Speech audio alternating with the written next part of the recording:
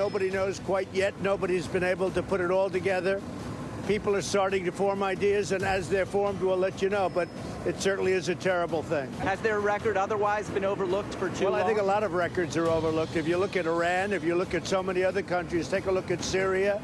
You take a look at a lot of countries' records have been overlooked. But this is a very serious thing, and we're looking at it in a very serious manner. Okay? And we'll see you. We have a big crowd. Have you spoken to the King of Saudi Arabia about this matter? I have not called him. I will be calling him. So he still hasn't called the King? Donald Trump, who made Saudi Arabia his first foreign trip and was plied with a welcome fit for a king, magic orb and sword dance included, says he still hasn't called King Salman to press him on the disappearance and apparent murder of Washington Post columnist Jamal Khashoggi. Trump, who earlier this year hosted the Crown Prince, known as MBS, in the Oval Office, and whose son-in-law/advisor, Jared Kushner, has become good buddies with the Crown Prince, still has not picked up the phone, even as international outcry mounts over Khashoggi's disappearance.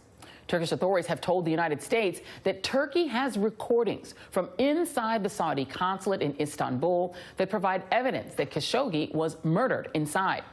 NBC News has not heard or seen the recordings, but as if this story is not strange and chilling enough, a pro-government Turkish newspaper is reporting that Khashoggi secretly recorded the events inside the consulate on his Apple Watch.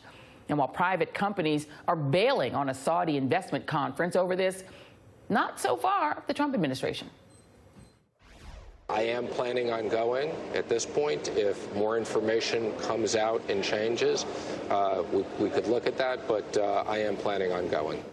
Joining me now is Ayman Mohyeldin, NBC News foreign correspondent, and MSNBC host Trita Parsi, MSNBC host, as well as Trita Parsi, president of the National Iranian American Council, as well as Nayyera, former State Department senior advisor in the Obama administration. And Ayman, I'm going to go to you first on this Turkish newspaper that is reporting that allegedly Mr. Khashoggi might have taped or might have, taped what happened to him on his Apple Watch. Do we know kind of who is this paper? What are their sort of leanings? Is this a reliable account? And could this be the recording that the Turks are talking about and not, let's say, a bug inside the consulate?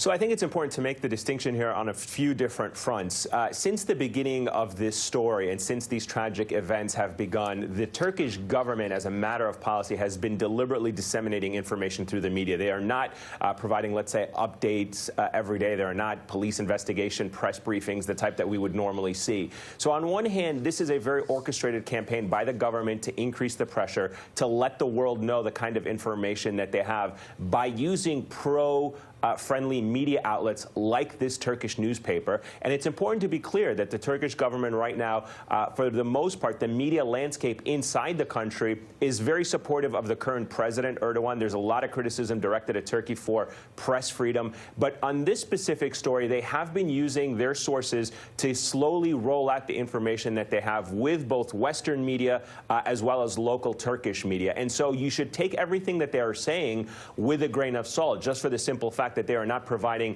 definitive concrete evidence, let's say in the form of a press conference or official government press releases. Now, having said that, the way the information has been rolling out, the way it is being corroborated with other sources here in the West, does suggest, in fact, that the Turkish government has overwhelming evidence. Now, whether or not the recordings that they alluded to earlier are, in fact, recordings that were provided by Khashoggi's Apple Watch that was able to record and then ultimately upload these files to iCloud and then access somewhere else remotely, that in itself remains to be seen. We have not heard yet from Apple as a company whether or not they are involved in this investigation or had they been contacted to be a part of this investigation. So that in itself remains to be seen. I can assure you that people are working to try to find that part. But we also know from sources we've been speaking to directly that there's no doubt that the Saudi consulate in Istanbul was under surveillance. surveillance, just as a matter of foreign espionage and activity that takes place. The Saudi consulate in Turkey is what people would consider to be a high intelligence gathering facility. So I've spoken to Turkish security officials say that it is definitely possible that the Turkish government had recording devices inside the consulate, had sources and other informants working inside there. That is definitely something that is believable. But for their own purposes of how they gather that intelligence, the Turkish government may not necessarily be releasing that information so they don't compromise their methods and sources with other consulates and other diplomatic posts that they also may have under surveillance at this time, Joy. Right. And Trita, you know, the thing that is happening concurrently, I wonder how it dovetails. The release of this pastor, Brunson, who the Erdogan government had accused of being involved in this plot to overthrow Erdogan. And the other person, of course, that they claim was involved in this plot is a cleric named Fethullah Gulen, who lives in Pennsylvania. He lives here in the United States and was the subject of this supposed rendition plot. That, remember, Michael Flynn, we're bringing back names from the Mueller probe from way back. Michael Flynn, who used to be national security advisor to Donald Trump, was supposedly involved in a plot to rendition Fethullah Gulen and force him back to Turkey. The reason I ask you about that is that it appears, at least from the press reports, that part of what was happening to Mr. Khashoggi was an attempt to force him to go back to Saudi Arabia. Yes. So what we're seeing here is, of course, this brutal, very tragic death of Jamal Khashoggi. But underneath the surface, there is this very, very intense and complex geopolitical game being played.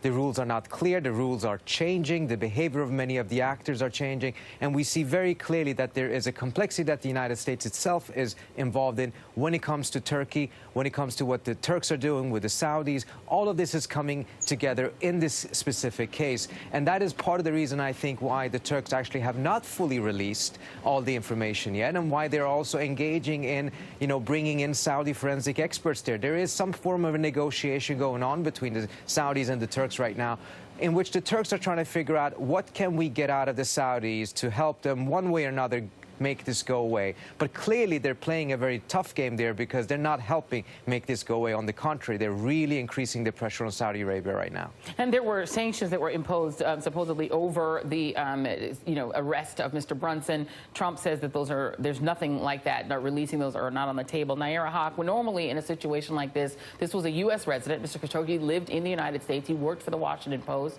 Normally you would see something out of the State Department. You would see some sort of formalized response. We have not seen that in this case. We've had ad hoc comments from the President of the United States. Let me play you one of those comments that comes from a 60 Minutes interview, a clip released early this morning. Take a listen.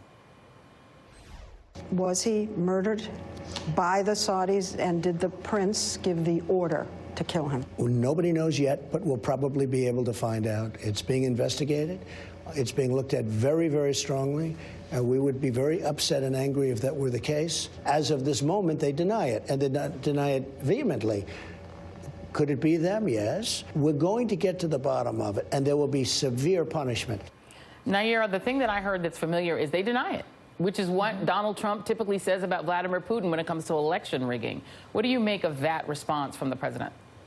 Well, our foreign policy is being run by a man who values close political and business ties over anything that has to do with real national security interests. So he has a business interest in Riyadh, the capital, and Jeddah, about his hotels, which predate him becoming president. Part of why he went there as his first trip. The Saudis realized very early on all they had to do was flatter him and court him. Again, this is a common theme of people that Trump decides to play nice with. And in return, what they've gotten is a relationship between two crown princes, Mohammed bin Salman on the one side and Jared Kushner on the other.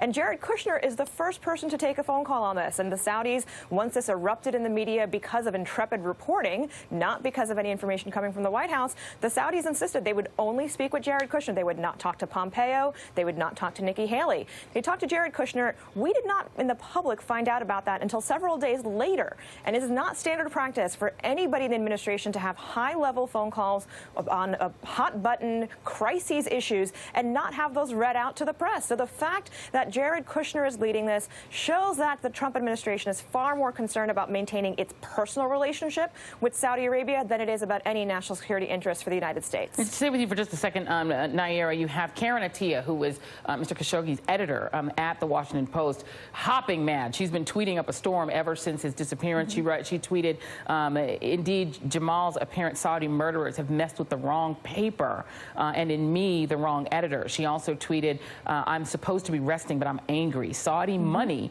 has corrupted so many people and organizations in Washington. I seriously wonder how many of these people, many of whom knew Khashoggi, are able to sleep at night. She's getting at the fact that the Saudis have really cozied up not just to governmental figures, but to business.